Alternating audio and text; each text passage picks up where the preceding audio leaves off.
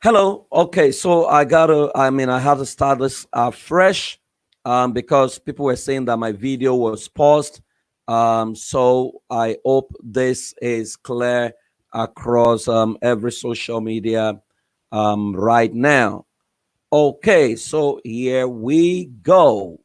I think I feel good right now, and it looks like this is clearer wherever you are joining me from. Okay, so I think we're good. So I started.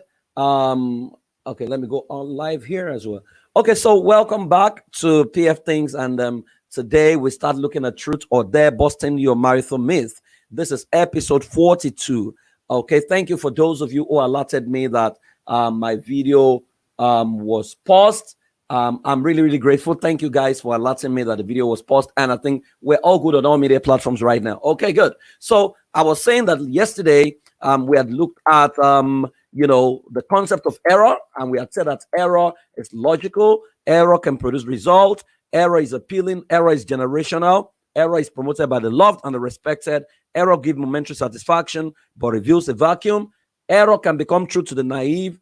And we looked at the definition of cultural traits, and we say cultural trait is a learned system of beliefs, values, traditions, symbols, and meanings passed from one generation to the other, which means it was learned. It may not be true, it may be the truth, but it must have been learned. Okay, we looked at the components of culture yesterday: symbols, language, values, beliefs, and norms. Then we ended yesterday by defining marriage as a coming together of two old adults from different nations. One nation is your family, to form a new wholesome nation whose culture we give our world rest and promote the best interest of all. Okay, so that was where we stopped yesterday. Okay, my Instagram people, I hope you guys are good. Okay, now, so that was where we stopped yesterday. And today we will start looking at some of the marital myths that people have believed over time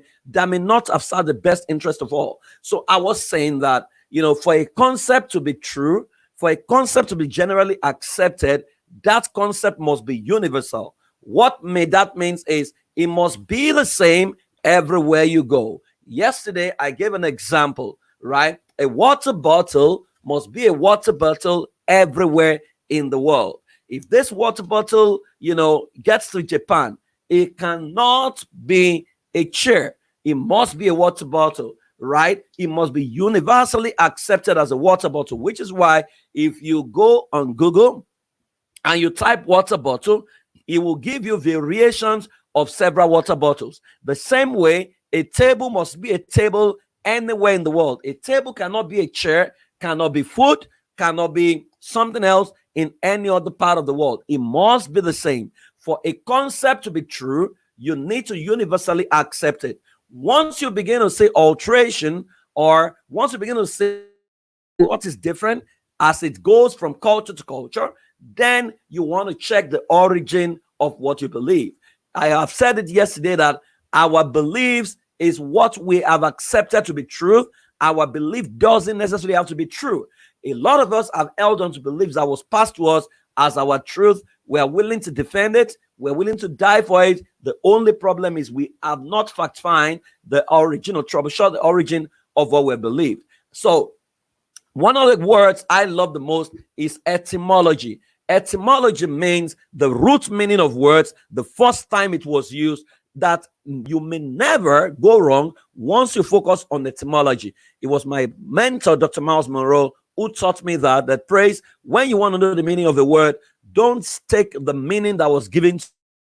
Take the extra mile to go to the root and the origin of the word the first time it was used to check the etymology. Now, if you go back and check the etymology of many of the things you believe, you will be shocked that the original meaning totally contradicts what you believe, but you have believed it. So, for example, a lot of people, you ask them, what is the difference between ambition and a vision? They tell you that a vision is God-given and ambition is selfish, but that's not correct. Because if you check the etymology of ambition, it says that the ability to convince people to canvass for votes. So it's vision and ambition are actually not opposites. They are actually needed because you need to convince people to sell a vision. But a lot of people have come to believe what they heard the people that respect them, the people they respect say, because truth is not truth, especially in Africa. Truth is truth it depends on who says it. There are so many things I have taught many years ago as a student on campus that I've gone back to apologize about because of the people that taught me. I assumed that they knew what they were saying. So you see people, when their mentor mispronounces a word, they also go to pronounce the same word the same way their mentor has pronounced the word. Now, an average human being must learn the ability to troubleshoot whatever you believe, to check the validity of what you have believed. That's what makes people who live above error. That's what makes them think. They question things, right? And that's a trait every human being must have. Once upon a time, it was believed that the earth was flat in shape until someone questioned it. And now everybody now believes that the earth is spherical or round in shape. The people that wrote exam in those years who wrote the earth was spherical in shape, they failed them because of the limitedness and the conclusion of the people they call authority figure. So authority figures can be wrong. I was reading an article where a teacher asked a boy, what is 1 minus 1? And the boy couldn't answer. And the teacher tried to give an example. And he said, if I give you, a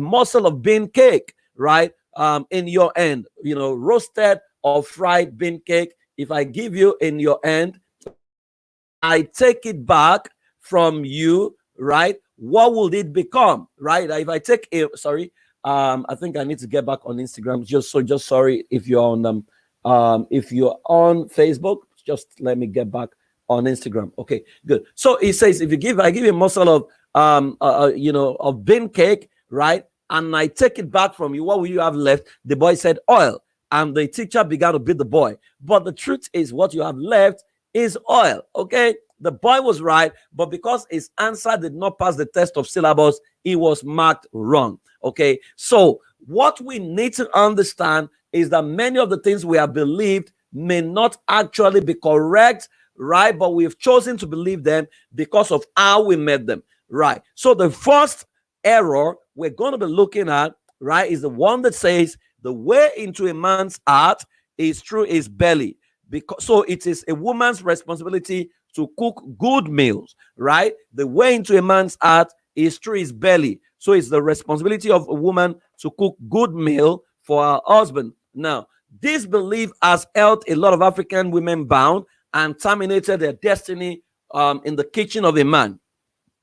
Let us examine this belief critically. The way into a man's heart is through his belly. So consistently, when a woman wants to get married, you will hear people ask her, I hope you know how to cook. If you know how to cook, other cooks can take your husband away from you. Now, why should a man be lured away from his marriage? Because of the superior cooking ability of another woman, right? So when people say the way into a man's heart is through his belly, question, are they talking about a disciplined man? Are they talking about a glutton? Because it takes a glutton, someone who is no longer aware, for you to get into his heart through his belly. What that means is everyone who produces superior cooking can take this man away. It means is susceptible to dying early, because someone who wants to kill him can provide good food for him, right, and lure him away, right? Esau, as we know, is in the Bible, sold his birthright because of a morsel of meat or food, right? So what we're saying is that this man is a glutton, right? That he lacks self-control, because if the way into your heart is through your belly, then something is fundamentally wrong. It means every better cook can actually find their way into your heart. It means that you lack self-control. But this is what we have believed over time. So we tell every woman, cook well, learn how to cook. We put every girl in the kitchen, no matter their intelligence, we put them in the kitchen because we are preparing them not to function in the world as icons, not to function as intellectuals. We prepare them for somebody else's kitchen. Now, the question is phenomenon that Let's assume when we came in this world, what we met were men cooking. Will we carry placard and say, oh, we are saying, let women cook? No, but that was what we meant. But what is the origin of women cooking, right? Again, if you go back to ancient history, at certain point in the history of our world, it was not believed that a woman is a human being. It was actually believed that women are not beings to be respected.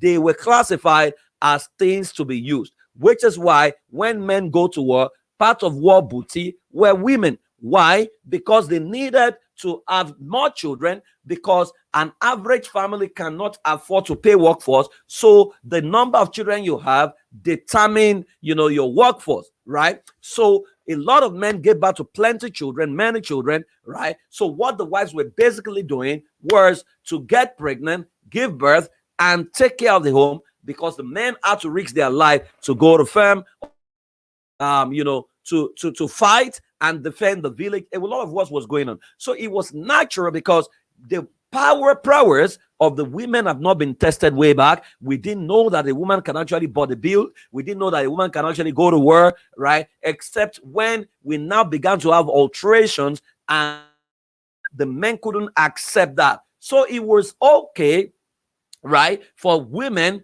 because what now happened was people naturally took shape, roles naturally took shape. So men went to work, and if a man goes to war or goes to farm or goes to work, he needed to meet food back at home. And because the women's potential expression, a typical woman way back couldn't go to work, couldn't have one white collar, to say, I'm going to work. She had to stay at home. So it was natural for a man to return and make his home clean and make his food, because that was the priority. That was natural. But as women began to realize their powers, to realize that, hey, we also have a brain, right? As education began to take effect, to see that in school or at school, two people will write exam. A woman will come first, right? A lady can win all the awards. When women began to realize their prowess, so with men, humanity began to accept that a woman can do much more than cooking, right? So women found expression in the boardroom. They started businesses.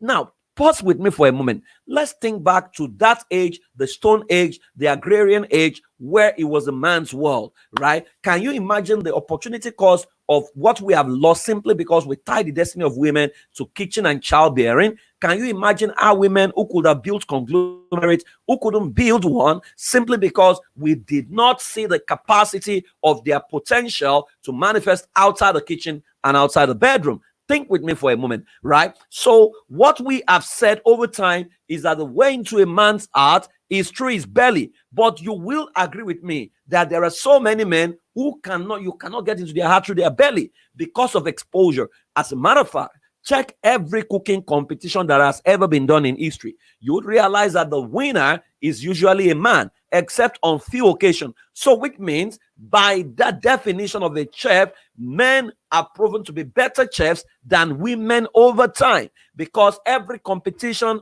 on chef, best cook, it's usually a man who wins, except on few occasions. So if a man can win that competition, why can't a man cook? Now, that's on one side. Number two, what is cooking? Cooking is a means to preparing the food that human beings eat. It's not let's check this together. And I want you to activate your brain or activate your mind. Cooking is the process, right, that gives birth to the preparation of food that humanity eats. Now, so if that is cooking, right, if the purpose of cooking is so that humanity can eat, why does humanity need to eat? Humanity needs food to survive. Without food, we will die. Now, if that is correct, then why should a gender be saddled with the responsibility of making that process happen? If that gender were to be absent, what would have happened? Okay, think with me on that moment. Number three, right? Now, if a man is unmarried, who should be cooking his food, right? Number four, right? If the women are the ones who should actually cook, let's assume that's the way God created it, right? Let's assume that's it, right? Now, if that is correct, right? Then why is it that every house they sell to a man who is unmarried comes with a kitchen? If the destiny of women is to cook, every house sold to a man should have no kitchen, so that when he now gets married, a woman can bring a kitchen. So the house should have a detachable kitchen, right? So that when he's now married, the woman can bring kitchen, since the kitchen is our destiny, since the kitchen is our office, so that she can now attach the kitchen to prove that women are the ones that are supposed to be cooking. Number four, let us think with me for a moment. Could it be that the origin of women cook, right, is actually has its root in poverty? Think with me for a moment. Let's assume at the point of marriage, you are a billionaire, your wife is a billionaire, and you are meeting to say, we won't get married. What will dominate your discussion? Will it be food, or who will be doing the cooking when we are married? Won't you guys be going around town to say, how do we buy the best of properties? How do we take over, this state? How do we take over the nation? Because the two of you are billionaires. Now, you can afford the best chefs. Let me tell you this. The profession of a chef, right, is reserved for a purpose. The same way you don't fly your plane because you have the means, you have to respect the intelligence of a pilot. The same way, there are specialists who have been equipped to cook. Now, if you have the money, the means to hire the best chefs in the world, would you still insist that your wife cooks? The answer is no. I have run this survey many years ago. As a matter of fact, last week I was discussing with a group of traditional men, and I asked this question: at the point you're a billionaire, your wife is a billionaire, will you insist your wife cooks? And the most traditional of them said to me, Praise, why should I allow her cook? When we can hire the best chefs and we can enjoy our life. Now, so the only reason he's insisting his wife needed to be the cook was because their economy could not afford to do that, right? Because when we want to do a ceremony, sometimes in Africa before, we would say the wives are the ones who should cook, even though they are not caterers, even though they are not cooks, they are not chefs. We will insist. Why? We are trying to save costs because of gross poverty. But the ability to afford a chef, once the capacity is there, nobody talks about it's the responsibility of a woman to cook, right? Which is why if you go to the palace of kings, of royalties, right, you would hardly see it happen because there are chefs. You have eunuch in Asian palaces. You don't even have the queens cook, right? Because the eunuchs they have all kinds of cooks, right, who cook for the king, right? So what I've said in a nutshell, since human beings cook, since human beings eat, what exactly does it take for human beings to cook? Right? So when your wife is pregnant and she doesn't have the energy to cook, you will still insist she cooks, right? So let me give you a scenario. When I got married, my wife was a banker. I was, an entrepreneur. My mother put me in the kitchen as a child. God bless my mom. That was something she did very well. My mom taught everyone to cook. Now, so when I was coming into marriage, I wasn't coming with the mentality that my wife would ever cook for me, right? Because I could fix almost every meal. My wife was a banker who will return from work at 11 p.m. So imagine if that concept of women cook is correct. It means I will get home at 6 p.m. I would wait for her to come at 11. Then she will start cooking. Then we'll eat at 3 a.m., right? And we'll go to bed. How reasonable was that? Right? So what happened was I was the one who will go to the market. I was the one who will buy pepper, buy everything, cook the soup. When she even came back, way back, I would have to beg her to eat while she's eating. She's tired, right?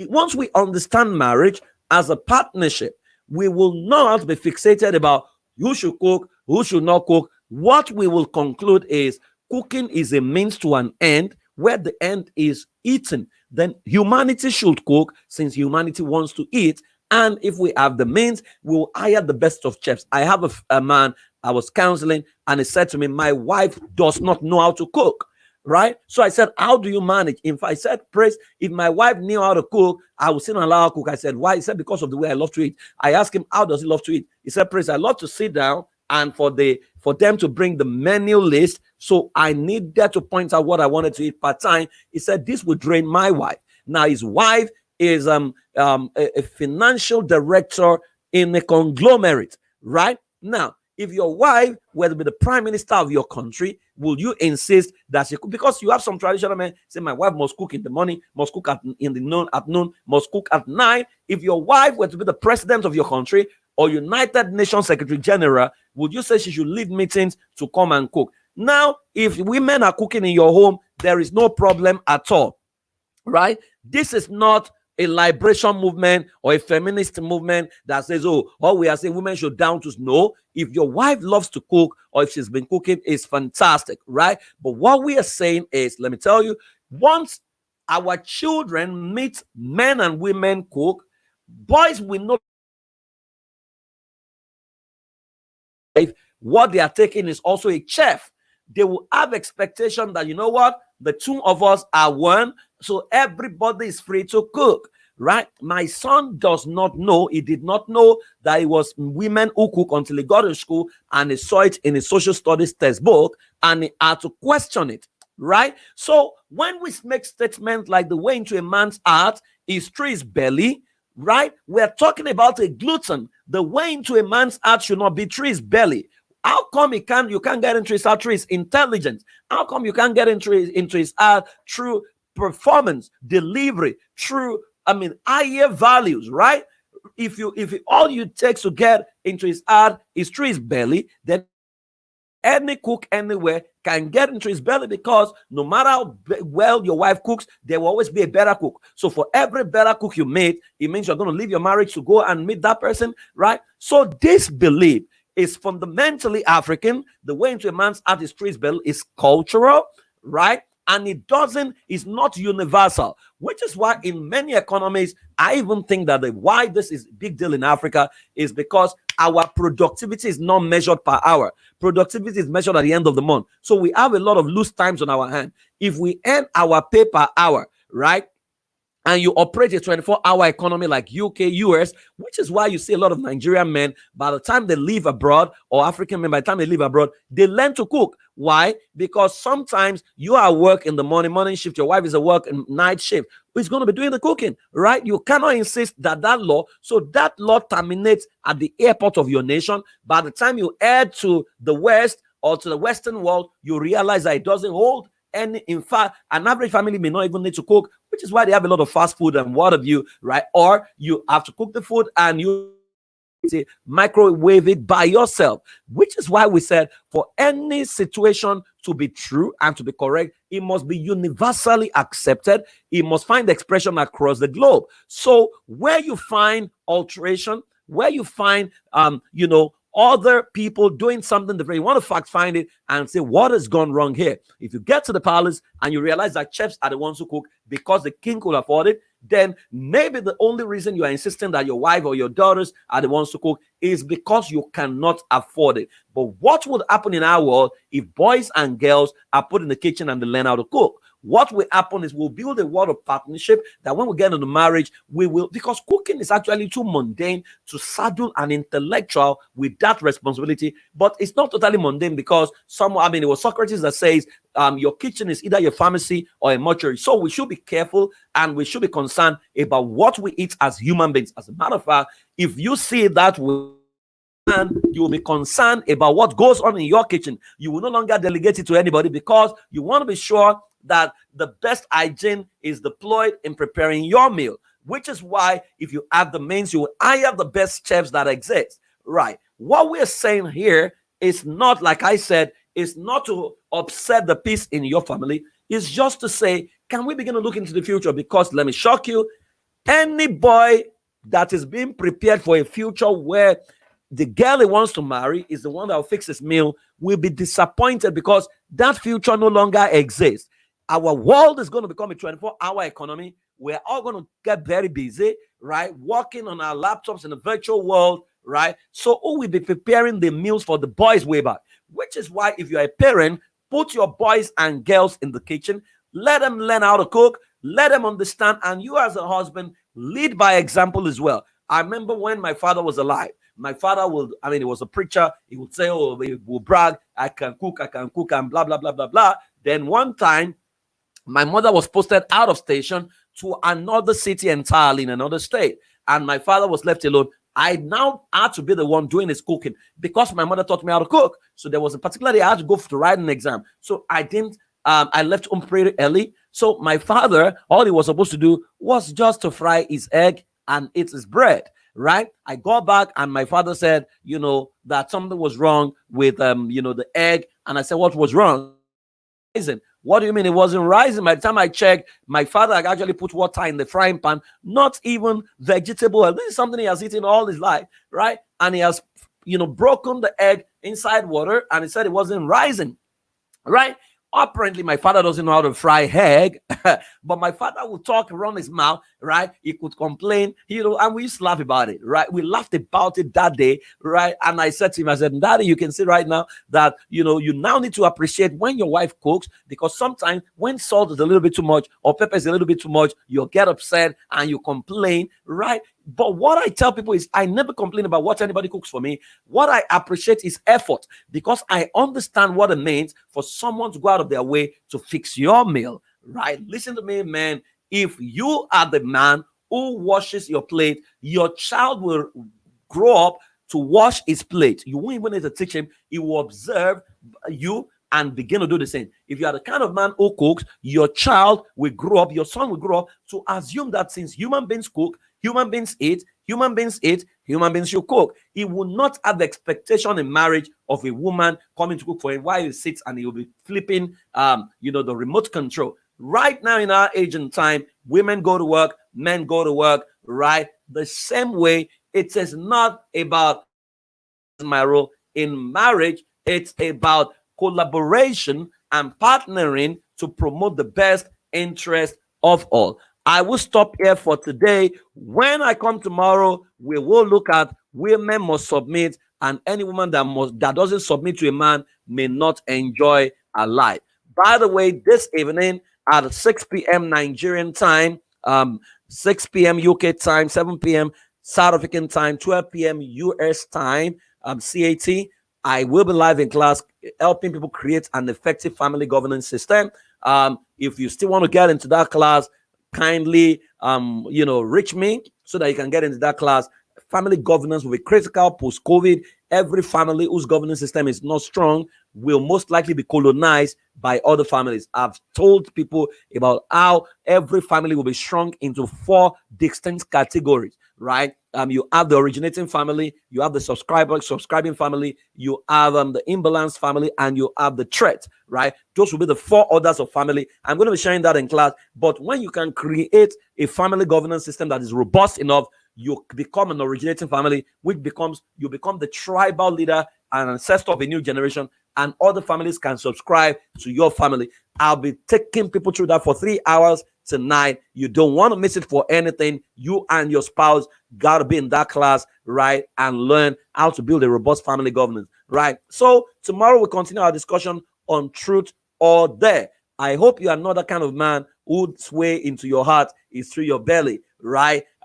We appreciate our mothers, our girls, our sisters who have cooked for us all these years. It is time for us to rise beyond what we met on ground and begin to promote what will promote the dignity of persons. In fact, if we have enough money, let's hire the best of chefs so that we can hear the absence of that. Let us collaborate. Let us support one another to ensure. It would be romantic to go to the kitchen to fix meals together. Thank you very much for joining me today. I hope this has not created trouble for you, but if it has, well, go think about it, research, you will find the truth, and the truth will set you free. I'm a savior, you are a savior. Together, we can solve the problem of the world.